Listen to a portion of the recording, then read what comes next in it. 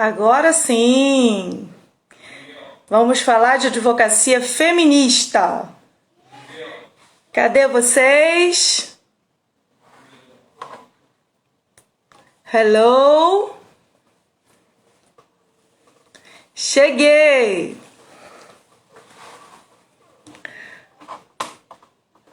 Oi, Raíza, cadê você?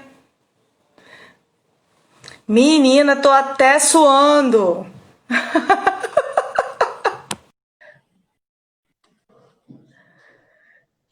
Agora Oi. sim!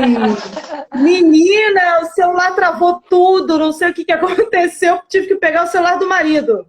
Gente, eu não sei se foi, é porque fiz essa solicitação, eu não sei se foi na mesma hora e travou tudo, mas foi coincidentemente na hora que eu cliquei.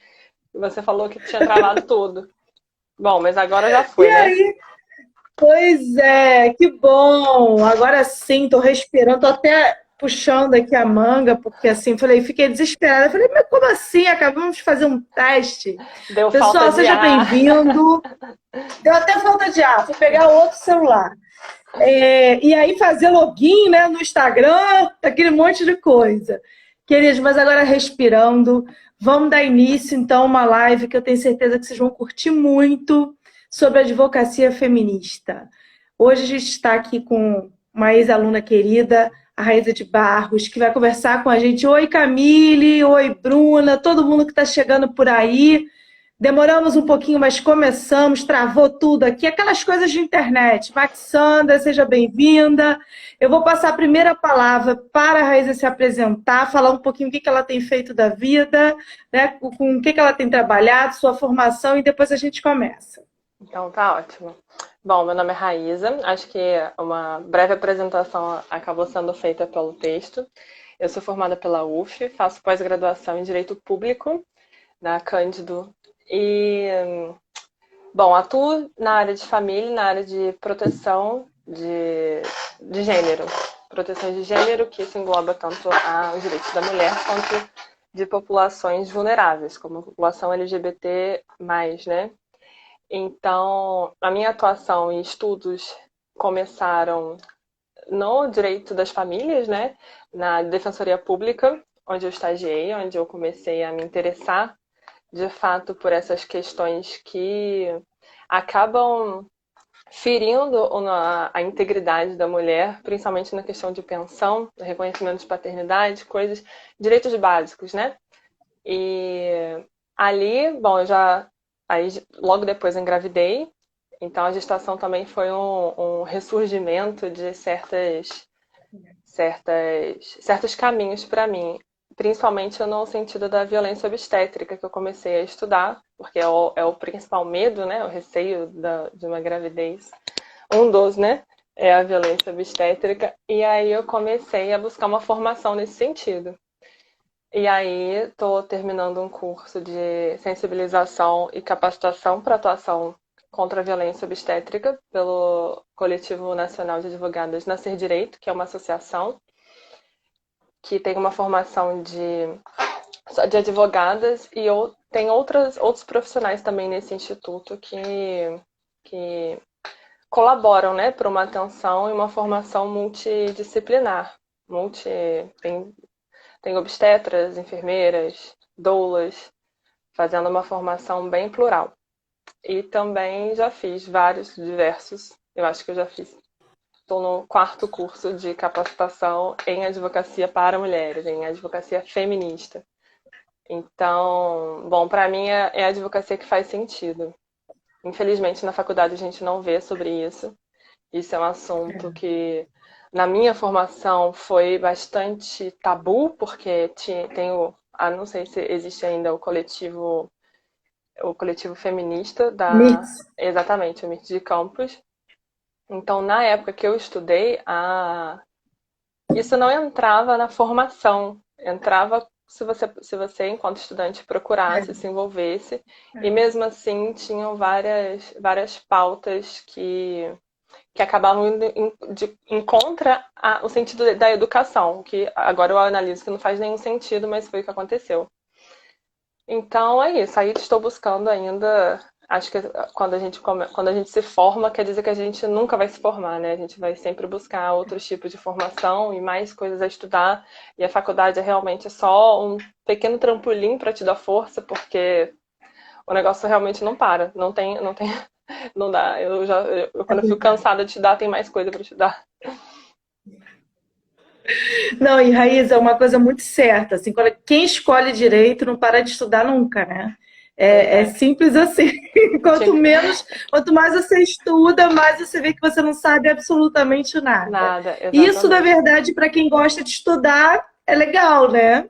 É, mas ninguém me avisou isso antes, não, sabe, Fabiane? Eu acho isso um absurdo, porque isso devia ser avisado antes da faculdade. Que também, quando você se interessa por algo como uma causa, é algo que realmente não tem fim, né? É algo que você só vai se envolvendo, em se entranhando mesmo.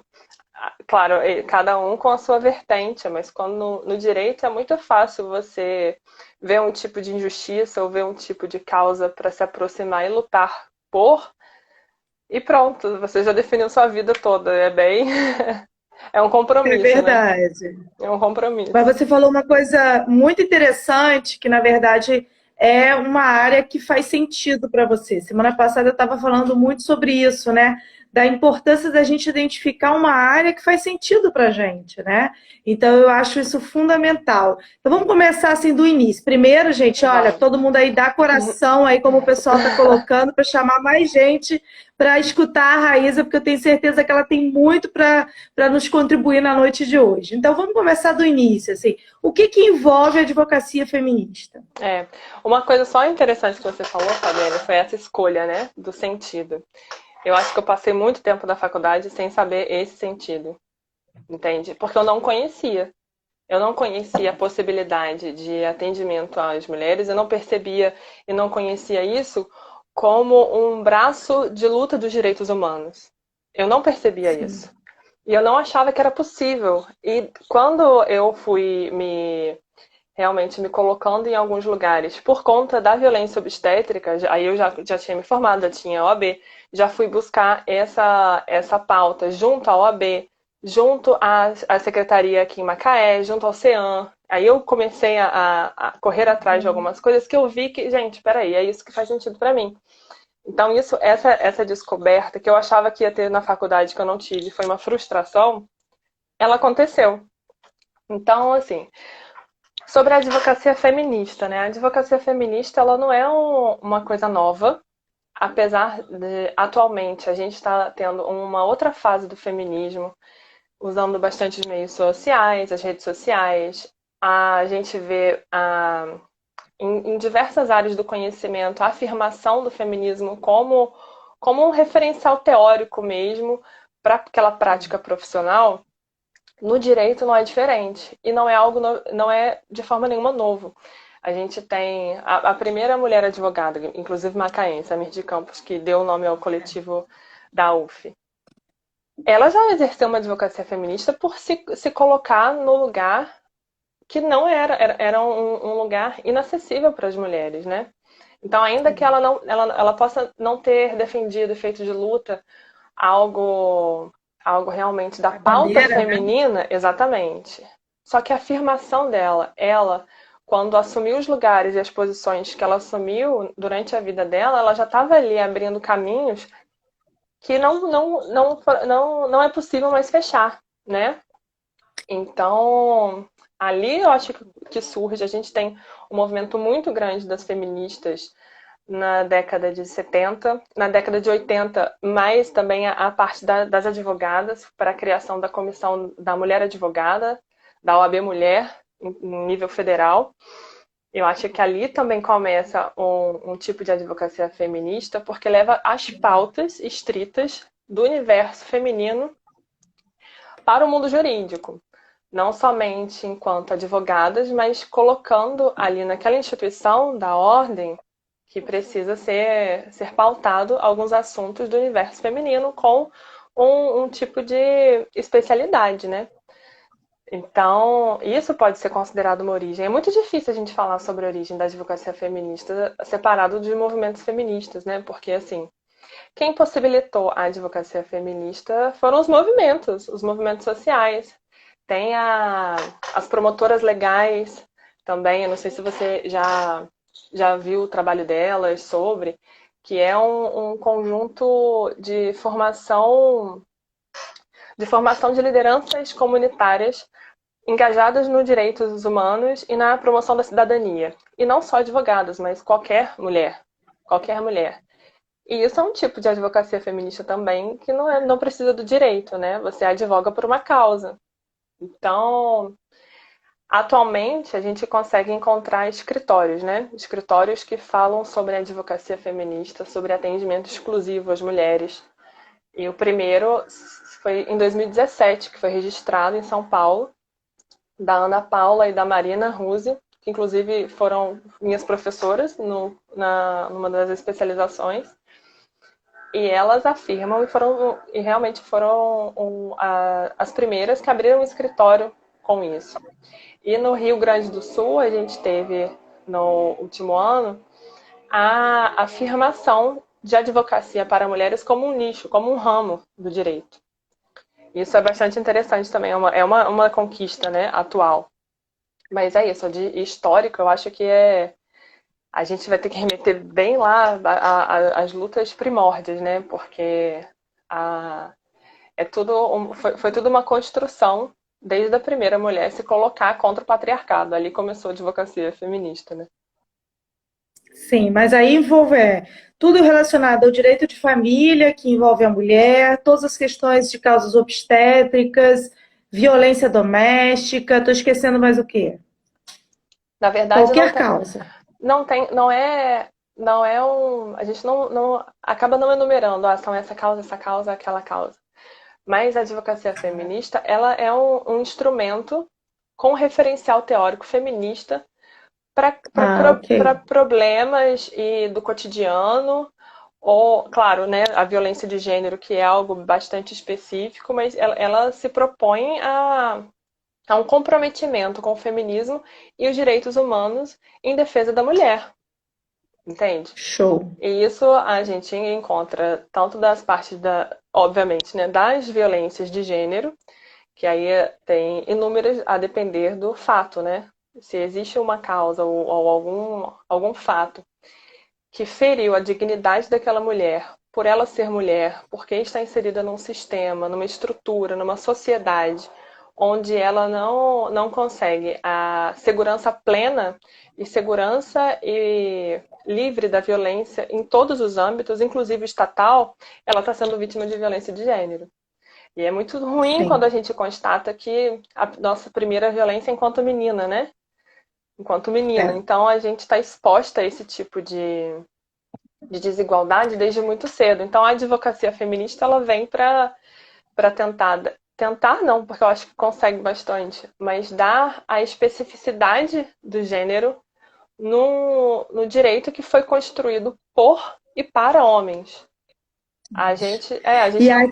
aí que eu quero entrar aí, porque quando você fala assim, que a faculdade, na verdade, não apresenta essa temática, assim, é isso, hoje apresenta ainda em projetos de extensão, né? Nós temos a professora Fernanda com Sim, Maria das Penha, que vai nas escolas, nós temos outros professores do curso também, Letícia, Andresa, que vão também desempenhando projetos nesse sentido. No entanto, é exatamente isso que você falou. O direito em si foi construído com homens para homens, né? sim, Então, na verdade, toda a matriz curricular, ela busca um viés que é estritamente masculino. Então, assim, desde você adentrar a pós-graduação, né, a nível de mestrado, de doutorado, você ainda vê isso muito claramente, o quanto que o direito é desigual.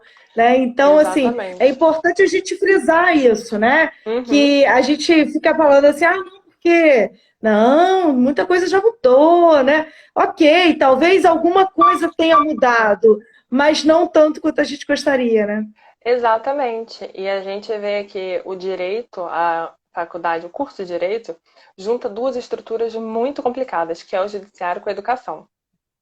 Assim, se a gente pega exatamente a matriz curricular e a gente vê os autores que são apresentados a nós. Não tem, assim, não é expressivo, né, a quantidade de escritoras, de doutrinadoras. Elas são, às vezes, bom, no direito de família, que eu fui apresentada a Maria Berenice Dias, foi a única É, referência, assim, e mesmo assim sempre puxando também para um outro autor. Então, assim, é bastante complicado quando a gente pensa assim. Não é falta, né? Não é falta, não existe falta atualmente de trabalhos científicos, de doutrina, de teses feitas por mulheres para mulheres e com visões que contemplem mulheres. Então a gente vê que é mais um resultado, né? É mais uma expressão de uma sociedade e de um dos viés do Estado, né? Porque eu acho que isso também perpassa pela expressão do judiciário, que impede, novamente, impede a maior equidade de gênero, né? E isso é isso, olha só, a gente está falando sobre lei, até as próprias leis, sabe? Ainda que no direito sim. internacional a gente tenha bastante referências femininas, e foi uma das disciplinas que eu tive bastante referência feminina, né? Que foi a Flávia Piovesan, que foi apresentada pela professora, e ela é referência, é ótima. A gente pouco estuda tratados que falem sobre a questão feminina, né? A gente Feminino. tem 5 tratados que deveriam ser mais utilizados tanto na faculdade quanto pelos profissionais de direito. Quando a gente fala sobre entre as pessoas que eu tenho assim afinidade de trabalho, né, vamos colocar assim, a gente se pergunta por que as pessoas não falam sobre essas convenções, esses tratados que iniciam as políticas públicas de gênero, e o Brasil ratifica, o Brasil se compromete àquilo, e só. Por que a gente não pleiteia esse tipo de coisa também? Nós, enquanto profissionais, né? E porque cabe a nós também levar a popularidade disso também, né? Então, é isso. Falta bastante interesse e bastante. Eu não sei se eu posso falar, se eu posso usar a palavra interesse, sabe, Fabiane? Porque eu acho que é sempre um espaço de disputa, é um espaço de poder, né? A construção do currículo, a referência à base bibliográfica de uma disciplina, é sempre um espaço também ali de poder. Só que enquanto a gente não falar também sobre a questão de gênero nesses espaços, as estruturas vão permanecer Sim, iguais em todos os lugares. é verdade, é verdade. Você tem total razão. Mas vamos começar a falar da origem dessa desigualdade, né? Porque eu acho que quando a gente fala desse monte de assunto que a gente tem para falar, eu acho que a gente começa com a história da desigualdade. Vamos começar sobre esse assunto basilar, né? Que é a desigualdade. Vamos, vamos então. É muito difícil quando a gente pega o histórico. Eu tenho uma dificuldade grande. Por quê? Quando a gente fala assim, vamos pegar o histórico, e a gente pega o histórico, não sei, a gente pode falar o histórico do patriarcado, a gente pode falar o histórico do capitalismo, a gente pode falar o histórico, não sei, da Idade Média, quando começou a parte da alta força da igreja. Mas isso parece tão distante, e isso cria uma impossibilidade de mudança, sabe, muito É. grande. Eu tenho essa impressão, eu acho que isso é natural, né? Quando a gente fala sobre as origens e remeter a algo tão passado, deixa a gente com poucos instrumentos de mudança. Então, nesse sentido, quando eu pensei assim, vamos falar sobre algum tipo de histórico, eu pensei em falar sobre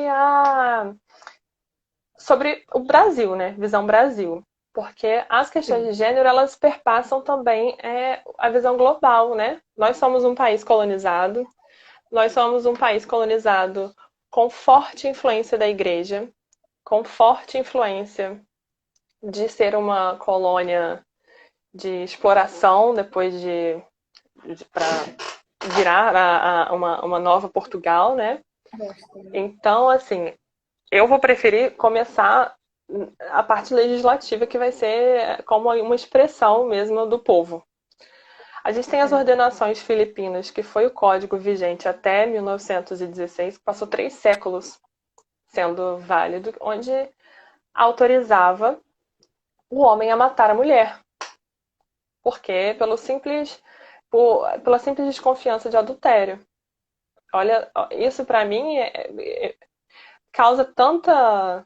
Eu não consigo nem exatamente. Complexidade, né? É, porque não é há tanto tempo. A gente pensa em 1916, isso era ainda válido. Ainda que tenha sido revogado bastante dispositivos nas mudanças de regime, no Império, na República, e as revogações, elas versaram sobre isso também, né? Sobre essa não permissão. A gente vê que é muito recente a igualdade entre homem e mulher. A igualdade entre homem e mulher material é de 1988, de uma Constituição. E ainda até 2002, um código de 1916 era o código da morte da capacidade civil da mulher, né? Porque a mulher não era capaz. Ela era considerada como uma incapaz. Então, assim, isso são expressões do que acontecia na época que foi tanto construído, mas que foi perpetuado. A gente não tem uma mudança social e tem uma mudança no direito, ou tem uma mudança no direito e tem uma mudança social. As coisas acontecem vagarosamente. Então, assim, isso numa questão legislativa, a gente tem um histórico muito lento de conquista de direitos de existir. O nosso direito à vida enquanto mulher é muito recente. Da nossa integridade física é muito recente. E até 2009, 2015 também, que foi uma última mudança de lei em 2018 também, os crimes sexuais, eles falavam sobre a honra. Não era sobre toda mulher, não. Era uma mulher que tinha que ser de família, uma mulher que muitas vezes tinha que ser virgem, uma mulher que tinha que seguir certos padrões morais não condizentes com, por exemplo, as convenções que o Brasil fazia parte, que são antigas, Sim. desde 1945, sabe? Então, assim, são antigas. Agora, na questão estrutural, a gente tem que falar, sim, sobre a questão do capitalismo, o que a instituição do capitalismo fez. Que o proletariado, né, onde coloca a mulher como fazedora de filhos. A mulher era fazedora de filhos, ela não tinha o que fazer, ela tinha que ter filhos e depois e ela nem era não se cobrava o amor pelo filho, né? Não se cobrava o amor materno. E lá nas origens do liberalismo, isso aí a gente realmente tem que fazer uma linha histórica gigante. É. No liberalismo, os valores que falam assim, olha, a gente tem que manter as crianças vivas também e tem um ideal de felicidade que nasce ali. E aí começou a ligação da mulher mãe Maria. E aí a igreja, novamente, tem um papel muito importante em ditar esse papel feminino como mãe santa, iluminada, que a partir do momento que se torna mãe, tem que ter um trabalho, uma E única, devoção. e única e exclusiva responsável pelo filho, né? Exatamente, exatamente. E aí tem uma. Aí a gente não precisa raciocinar muito para a gente começar a entender que ali começa uma grande lacuna e muito difícil desigualdade de gênero, porque a mulher não é vista das mesmas potencialidades que o homem. E o discurso biológico tem muita força e totalmente dissociado do social. A gente não vive a vida primitiva e ainda que vivesse, não é patriarcal. Se a gente remeter ao biologismo, não é patriarcal. Então houve realmente uma esquizofrenia de pensamentos que a mulher sempre foi colocada no papel de submissa para servir à sociedade, servir a prole, ter a sua prole, fazer pessoas. Então, realmente, ali talvez comece a origem. A Mônica comentou aqui que a origem é propriedade privada. Sim, a partir do momento que isso se torna um bem, né? Essa quando existe a questão do bem, do patrimônio, alguém precisa cuidar da família e alguém precisa trabalhar. E se colocou a mulher numa amarra onde ela não consegue se dissociar da maternidade. Isso, infelizmente, até hoje. Não, e sempre, uma vez que ela se coloca num posicionamento contrário, inclusive contrário à própria maternidade, porque não lhe cabe, por qualquer que seja a questão, porque não quer, porque não é o momento, ela é crucificada, né? Então, exatamente como se ela não te fosse dar origem à perpetuação de alguém santo, né? Nesse espírito da maternidade santa, Exatamente. né? Então, é Exatamente. algo que é muito cruel com a mulher, porque não é dada a liberdade a ela para realizar, inclusive, a escolha da própria maternidade, né? Aham, exatamente. A gente viu essa semana que o governo nomeou um médico totalmente contra a liberdade sexual da mulher, né? E não somente sobre a questão do aborto, porque é uma dos temas que ele se colocou totalmente contra, né? Mas a gente vê que o histórico é que nós não somos permitidas a escolher. Nós não Sim. somos, não é nos dada opções. Não é. Como E você tem visto, Raíssa, as questões que envolvem as políticas públicas de gênero? então, atualmente é uma. Como que eu consigo pensar? A política pública agora ela não está sendo guiada pelos motivos que deveriam ser, né? Atualmente a gente não tem política pública. A gente tem uma política de apelação a sentimentos de rejeição, de nojo. Se a gente vai querer discutir política pública de gênero e a gente começa a falar, aí alguém vai te falar assim, gênero? Não, olha o kit gay, olha aí a doutrinação das escolas que falando sobre gênero, falando. Não existe uma política pública de gênero que atual, que eu digo assim, no governo. A gente vê a nomeação, por exemplo, desse médico na pauta de atenção primária, falando sobre as mulheres, sem só o fato dele ser homem e ter que falar sobre os direitos sexuais e reprodutivos da mulher é uma incoerência absurda e é inaceitável, né? É mais uma vez a gente tendo que escutar alguém que não tem absolutamente nenhuma vivência ou nenhum tipo de capacidade de falar sobre mulheres em todas as suas pluralidades no lugar onde ele está. Então, assim, isso já é um exemplo muito difícil. Eu acredito muito que o Brasil tem uma capacidade, uma potência de política pública muito boa. Porque, assim, a gente tem 5 convenções que assinamos incríveis falando sobre gênero, inclusive incluindo o homem como um agente também e possibilitador da equidade de gênero, porque a gente não adianta a gente falar só que mulheres vão fazer tudo. Não, é mais uma sobrecarga nossa. Todos temos nossas responsabilidades. E, e também a gente tem a Lei Maria da Penha, que é uma lei que foi considerada a terceira melhor lei do mundo pela ONU, que é uma lei incrível. Eu, particularmente, acho que ela foi muito bem pensada, embora algumas alterações e da forma que ela foi colocada eu tenho algumas críticas, mas ela é pensada na mulher, para a mulher. Ela é pensada no Sim. acolhimento.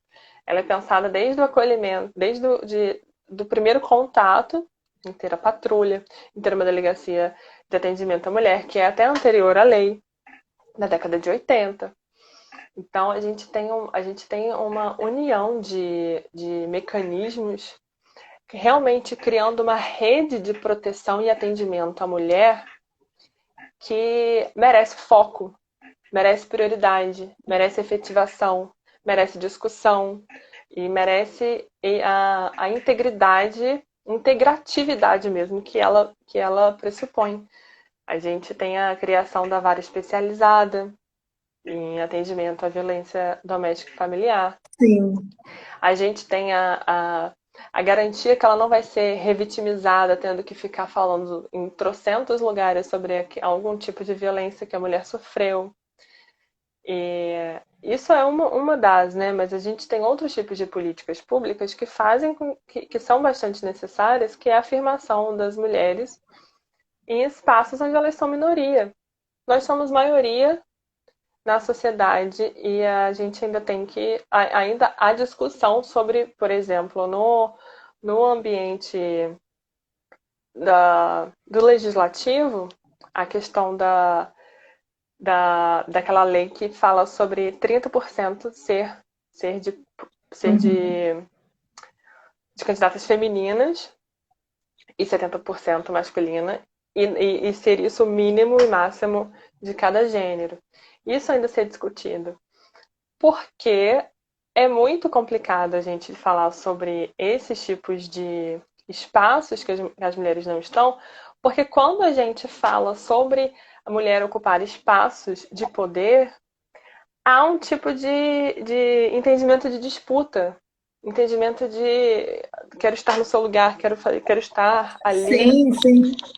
E isso é muito nocivo, porque isso comprova mais uma vez que é muito injusto, porque assim, existe um medo da mulher, assim, há muitas pessoas que desentendem o feminismo, né? Acham que o feminismo é o contrário de machismo, coisa que não é. Mas quando as pessoas entendem assim, é como se as mulheres querem estar nos lugares do homem e fazer os homens Disputando, né? estarem nos lugares das mulheres. Coisa que não existe. Isso não é possível. Entende? Não é possível na sociedade onde estamos que os papéis se invertam. É possível a gente chegar a um equilíbrio, é possível a gente. Assim, tem que ser possível, né? Tem que ser possível porque todos se beneficiam. Se existe. Foi ótimo, Raíza, porque eu hoje comentando com uma pessoa, eu falei assim, nossa, preparando um post sobre feminismo. Aí a pessoa me falou assim, mas você não é feminista. Eu falei, mas como que eu não sou feminista? Não, você é casada, você tem filhos. Eu falei, hello, aí que eu preciso fazer o post, né? Porque é Nossa! isso, porque às vezes a visão é muito deturpada, né? Então, assim, por isso que é muito necessário a gente fazer esclarecimento mesmo para o público em geral do que são determinadas coisas, porque o que se quer, na verdade, é exatamente não esclarecer para que algo não mude. Sim. Muitas vezes, continuar emburrecendo a população é um favor para determinados tipos de pessoas, né? Então, assim, é simples assim. Então, esse espaço aqui é muito para isso, sabe? Eu tenho usado o Instagram muito para isso, para trocar conhecimento, na medida de que eu acho que não dá só para a gente ficar educando, entre aspas, porque professor não educa, professor é um mero interlocutor de conhecimento, a partir do momento que a gente precisa ampliar esse tipo de debate, né? Não dá para as pessoas ficarem crucificando conceitos de modos equivocados, na qual a gente só polariza a sociedade e não nos une naquilo que a gente precisa nos unir, né? Exatamente. Principalmente em relação à desigualdade de gênero, né? Exatamente, porque isso não afeta só as mulheres, né, Fabiane? O machismo ele não afeta só as mulheres. Ainda que nós estejamos numa ponta muito mais vulnerável e direcionada e realmente de subalternidade, de submissividade, de submissão, de toda uma estrutura que realmente nos manipula e não nos deixa livre, não nos faz livre, ao mesmo tempo também ingessa potencialidades do feminino exercer o masculino, né? A gente vê Sim, a discussão sobre masculinidade tóxica, que é um dos reflexos do machismo também, do patriarcado. Um homem não poder chorar, ter que se afirmar todo o tempo, eu sou macho, macho disso, macho daquilo.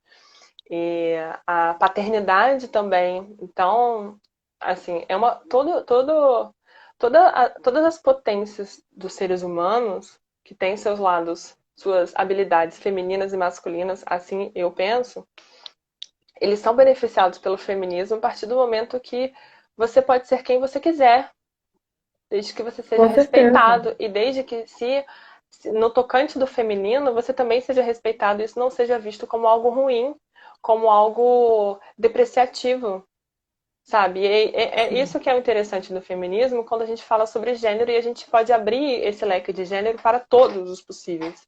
Porque o feminismo dialoga Sim, e defende e toma partido de todos porque defende o gênero feminino. E a partir do momento que o gênero feminino estiver seguro e não for motivo de piada, não for motivo de características femininas, ligado ao feminino, né? Porque eu acho que o feminino não é feminino. também tão plural, mas características que são depreciadas por serem ligadas às mulheres sejam vistas como fortalezas também, virtudes, tanto exercidas Sim. por mulheres quanto por homens. Entende? Então isso é muito difícil, por exemplo, escutar isso, né? Que a sua colega falou que você é mãe e é casada. Exatamente. Assim, só Exatamente. eu consigo. Depois que eu fui mãe, isso para mim se tornou muito mais urgente, evidente Com certeza, e ainda mais mãe de dois necessário. meninos. Mãe A de minha menino responsabilidade ainda, dobrou. exatamente, exatamente. Eu tenho um texto de uma pesquisadora, ela é australiana e ela é uma pesquisadora feminista, e ela pesquisa sobre a masculinidade. E ela fala como se os homens representassem um papel super importante. Ela coloca a posição assim como de porteiros, mas não no sentido depreciativo ou algo de classe social ou algo do tipo, mas de extrema importância que a gente se direcione a educação dos nossos meninos para que Sim, eles consigam facilitar os trabalhos, facilitar o desenvolvimento do mundo na entrada, porque o homem ele tem um papel importante porque ele quem está nas estruturas de poder e é a ele quem é servido essas estruturas, né?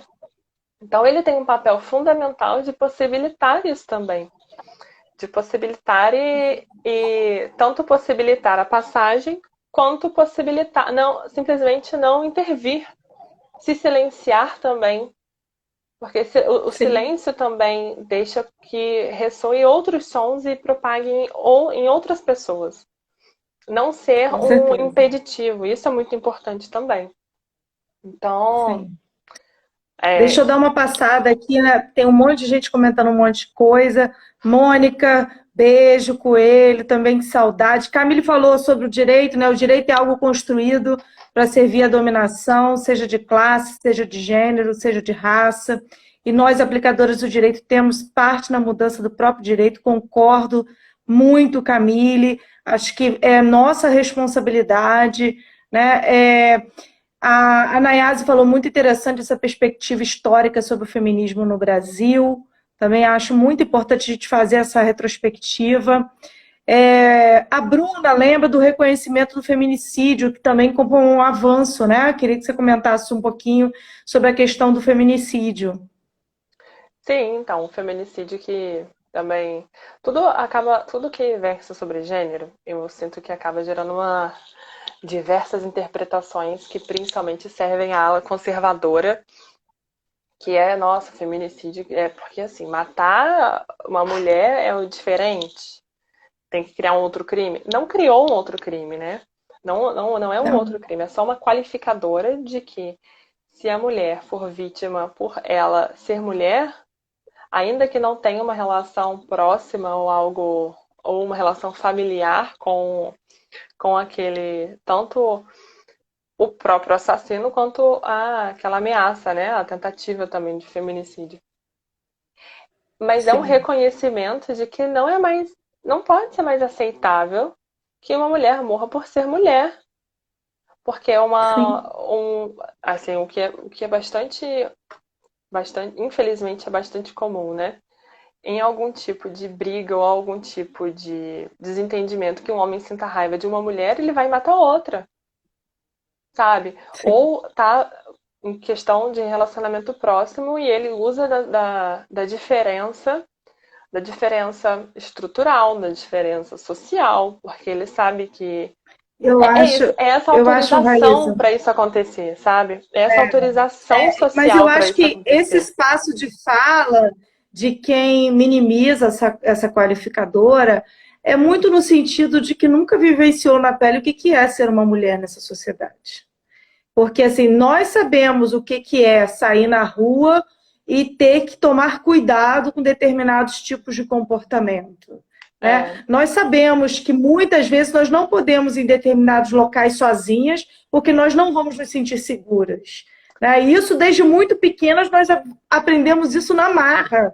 Né? Então, assim, numa sociedade na qual fica sendo naturalizado determinados comportamentos masculinos, esse tipo de fala, para mim, é de quem não vivencia o local de ser mulher, porque não é possível, né? Eu acho que não é nem a questão do local de vivência, mas a questão da consciência de que isso não pode ser normal. Da consciência, né? Sim. Porque eu tenho, inclusive, pessoas próximas, mulheres, que falam sobre o feminicídio como se fosse uma coisa, nossa, isso aí é invenção de feminista. Sim, é verdade. Então, assim, olha, falta a consciência de que isso não é mais aceitável, né? Isso não pode ser mais aceitável. Não dá. Camille trouxe uma coisa muito interessante, né? O trabalho da mulher na política é muito árduo.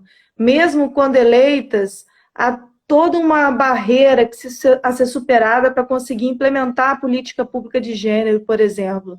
Então, ela fala sobre a questão das cotas das mulheres em espaços de poder, né?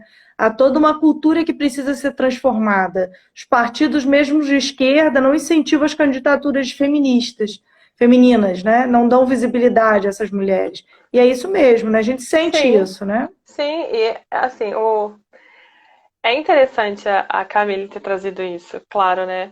Assim, ela sempre faz muitos apontamentos bastante interessantes.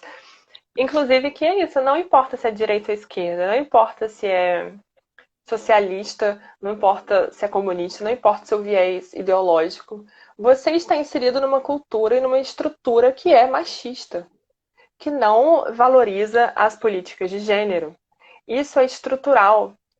Para você ir contra isso, ou para você se posicionar contra isso, é necessário um abraço a preceitos dos direitos humanos e da democracia de uma maneira muito séria, de uma maneira muito, muito sóbria, sem que certas paixões e certos egos entrem ali também, porque afinal de contas a gente está falando sobre dominação, como a Camille falou anteriormente, dominação. O espaço político, então, mais ainda, porque realmente eu vejo alguns partidos de esquerda querendo que só a gente tem que botar mulher candidata, mas não investe na candidatura da mulher. O fundo partidário não vai direcionar a candidatura daquela mulher. Então, em determinados momentos, quando serve a dar voz àquela mulher e tem essa pauta, mas a gente precisa analisar que o trabalho não é só esse. O trabalho é de uma mudança cultural que precisa de políticas públicas, precisa de programas, precisa de ações, precisa de comissões, precisa de cabeças pensantes para essa questão. E saber que essas cabeças pensantes para essas questões não precisam pensar só sobre isso. Que é outra coisa também. Mulher não precisa falar só de mulher, né? Mulheres podem discutir sobre outras vertentes. Pode sobre o que ela quiser. Exatamente, perfeito. Sobre o que ela quiser em todos os espaços.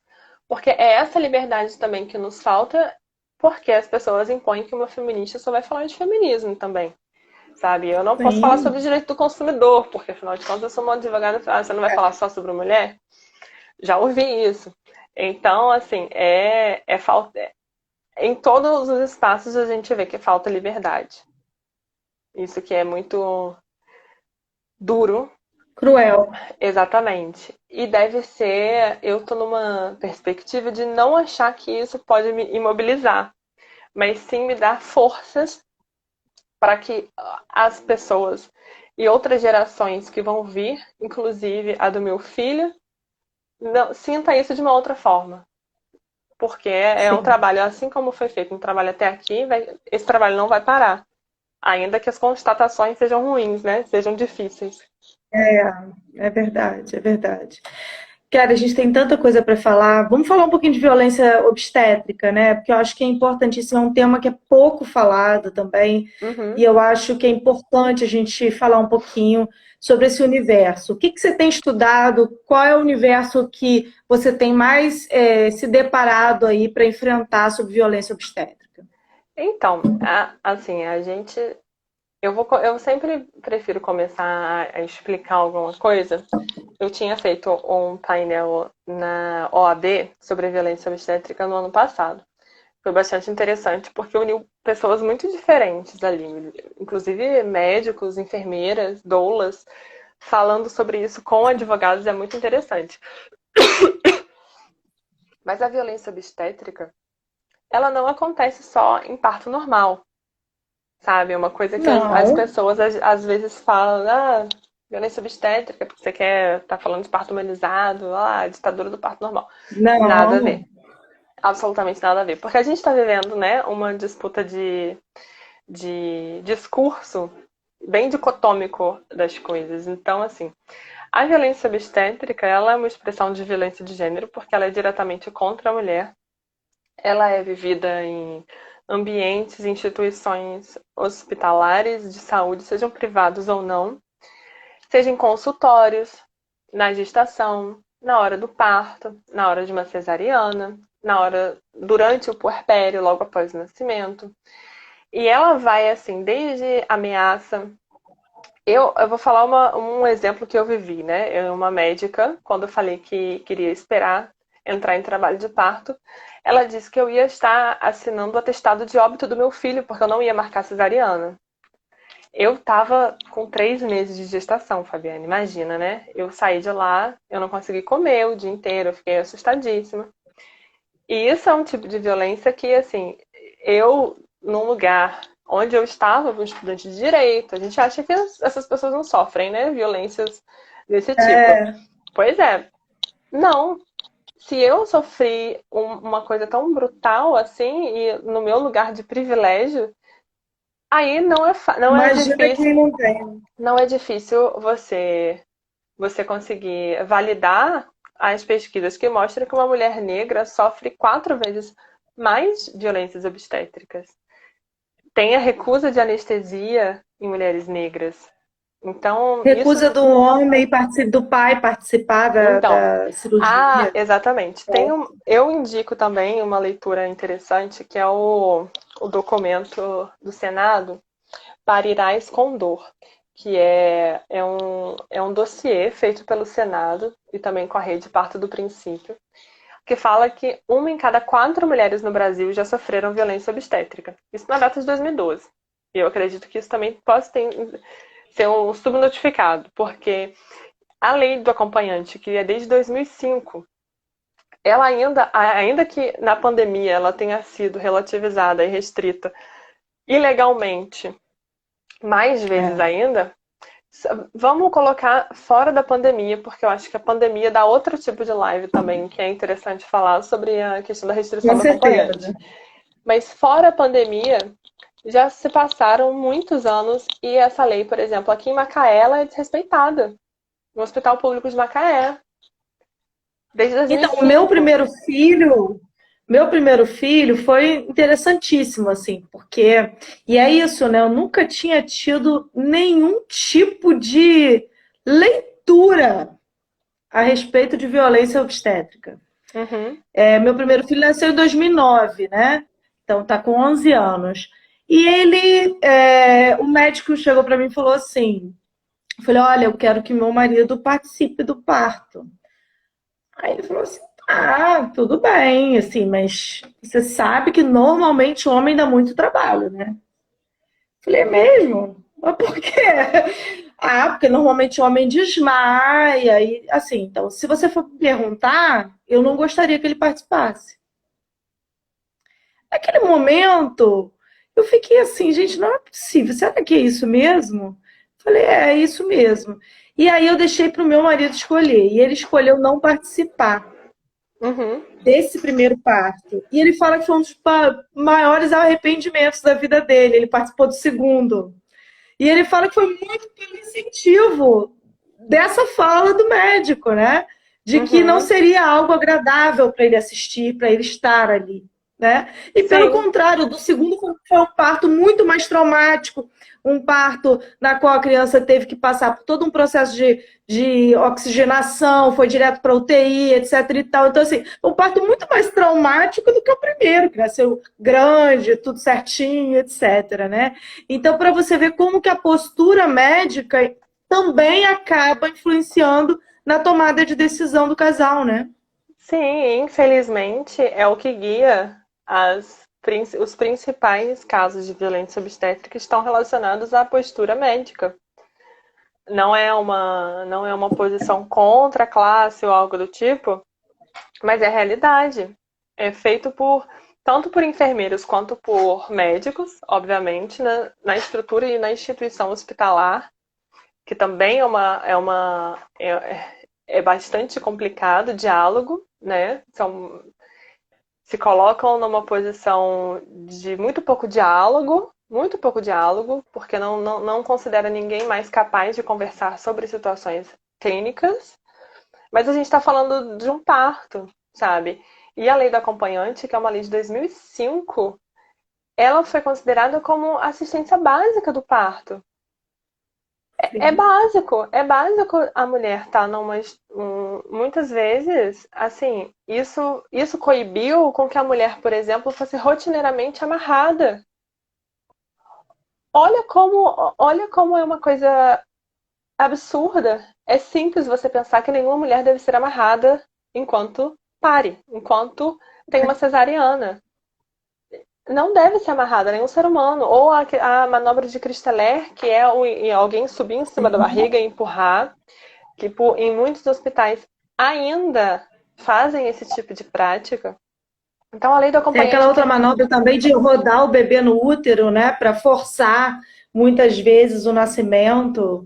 Não, Eu esqueci o então, nome da manobra. existe a manobra de Christeler é a de empurrar a barriga para que É, a criança isso. saia, né? Essa é a manobra. Existem outros tipos de manobra de melhor posicionamento da criança, que por mais que possa ser dolorido e por mais que possa ser visivelmente estranho, essas manobras sempre são com consentimento da gestante. Essas não são Então, mas muitas rotineiras, vezes né? não são, né? Não, Esse é o problema. assim, Fabiane, o tipo de manobra de posicionamento, isso não entra nem. Nunca entrou na pauta sobre violência obstétrica, porque não é algo.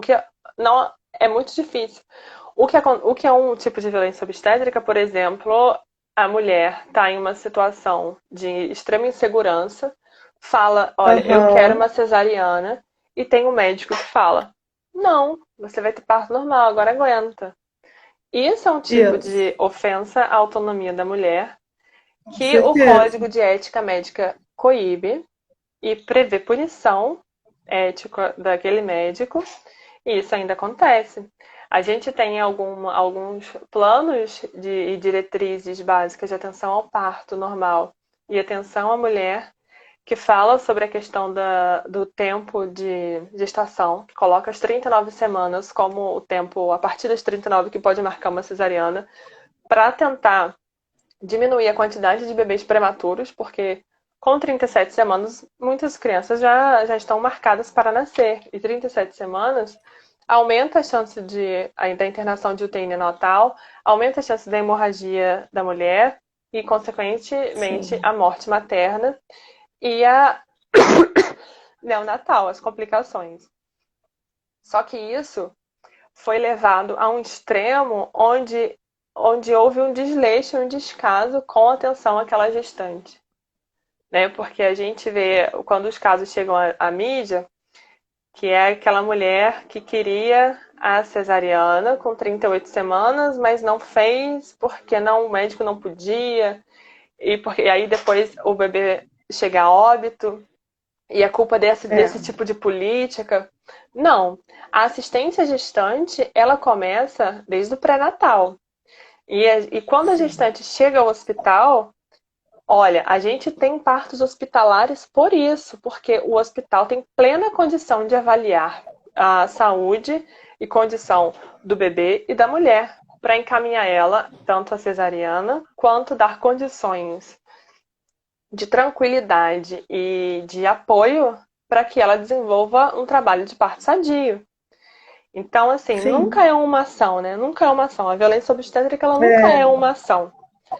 é. A questão na hora do parto, né, que a gente, assim, tem relatos muito difíceis sobre violência obstétrica, porque é uma violência muito íntima.